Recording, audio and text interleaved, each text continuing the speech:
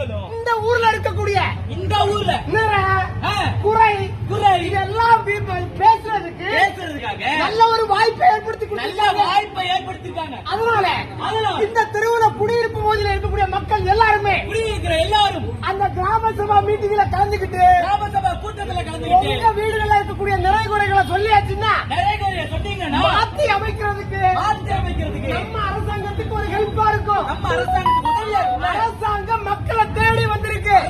மக்கள் கிட்ட வந்திருக்கு. அதனால 3வது மாடியில 4வது மாடியில நீங்க எட்டி பாக்குறத விட்டுக்கிட்டு அக்காக்களை தான் தயவு செஞ்சு கிராம சபா மீட்டிங்க்கு வாங்க. கிராம சபா கூட்டத்துக்கு ஓடி வாங்கன்னு கேட்டுக்கிறோம். மீட்டிங் கட்டிட்டு போயிடலாம் அடுத்து.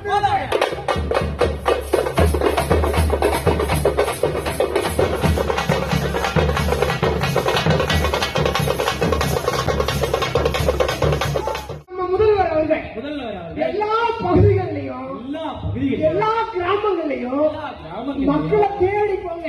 மக்கள் தேடி நீங்க போங்க. அம்மா கவுன்சிலர் சொல்லிக்கிட்டு பெரிய ஆபீசர் சொல்லிக்கிட்டு ஆபீஸுக்குள்ளே இருக்க கூடாது. மக்களை தேடி போங்க. மக்களுக்காக தான் நீங்க அப்படிங்கிற அவருடைய ஆணைக்கு இணங்க எந்த ஊர்ல செயல்படாம இருந்தாலும் நம்ம ஊர்ல கண்டிப்பா இந்த நகர சபை பகுதி சபை நடந்தே ஆகணும்னு நம்ம கவுன்சிலர் அவ்வளவு முனைப்பு எடுத்து நடத்திருக்காங்க. என்னதான் முனைப்பு எடுத்தாலும் நம்ம அக்காக்கள் வீட்டுல இருந்து வர மாட்டாங்க. என்ன சீரியல் பார்க்கற நேரம் இல்ல, ஆமா கதை பேசுற நேரம் இல்ல. இருந்தாலும் ஒவ்வொரு வீடு வீடா போய் அழைச்சிட்டு வந்திருக்காங்க.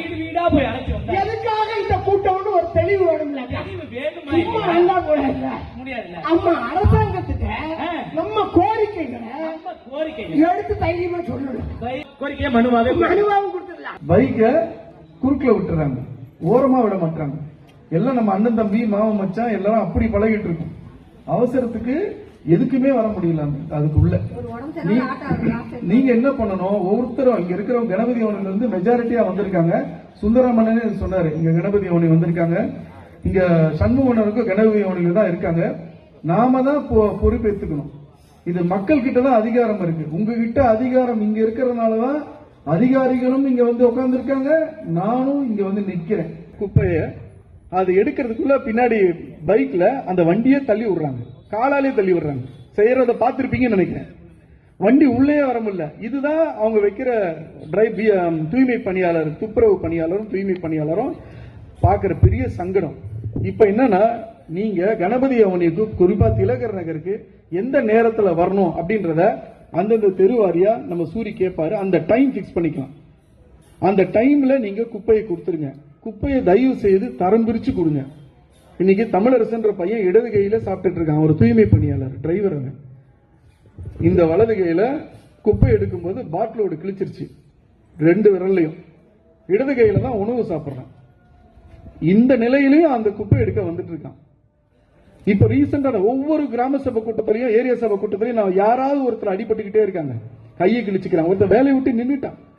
நம்ம இந்த குப்பையில என்ன போடணும், உங்களுக்கு மக்கிற குப்பை மக்காத குப்பைன்னு சொல்லி விளக்க வேண்டிய அவசியம் கிடையாது. குப்பை தானா விழுகல, உங்க கையில இருந்து எடுத்து போடுறீங்க. போடும்போதே பிரிச்சிருங்கன்னு சொல்றேன். போடும்போது அபாயகரமான குப்பை, இன்சுலின் இன்ஜெக்ஷன்லாம் இருக்கு. குப்பை கவர்ல போட்டு கூட அது இன்சுலின் இன்ஜெக்ஷன் போடுறீங்க. நாப்கின் போட்டா கூட பரவாயில்ல, ஏதோ எடுத்து போட்டுக்கலாம். இன்ஜெக்ஷன் எடுத்து போடுறீங்க, கையில குத்திக்குது, நகை கண்டு உள்ள போய் குத்திக்குது. இதெல்லாம் நீங்க புரிஞ்சுக்கணும். நீங்களும் நானும் இணைந்து பணியாற்றணும். அதிகாரிகளோட சூழ்நிலையும் பணியாளர்களோட சூழ்நிலையும் நீங்க தயவு செய்து உள்வாங்கிக்கணும். உங்களுடைய வழியை நாங்க தெரிஞ்சுக்கிறோம்.